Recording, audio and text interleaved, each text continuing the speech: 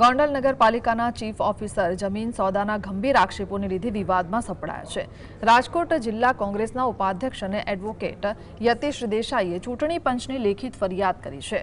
Chief ઓફિસરના પત્ની પૂર્વીબેન વ્યાસે ભાજપના પૂર્વ હોદ્દેદારો અશ્વિનભાઈ રૈયાણી અને કૃપાલસિંહ જાડેજા સાથે મળી ₹40.50 લાખના જમીનના સોદા કર્યા છે।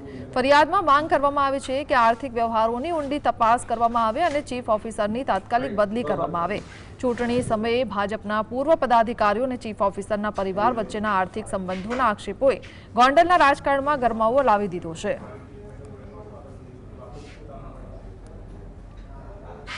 સરકારી અધિકારીઓ પોતાની પત્નીના નામે એની સાથે ભાગીદારીમાં ધંધો કરતા હોય તો એ કઈ હદે એની સાથે જોડાયેલા હશે એ નક્કી કરવાનું કામ પ્રજાનું છે અને ખાસ તમારા લોકોનું છે કે આ બાબત ઉજાગર કરવી જોઈએ। આની અરજી મેં ચૂંટણી પંચને પણ કરેલી છે, કમિશનર ઓફ મ્યુનિસિપાલિટીને કરેલી પણ છે અને કમિશનર ગાંધીનગર મ્યુનિસિપાલિટીને પણ આની અરજી મેં કરેલી છે।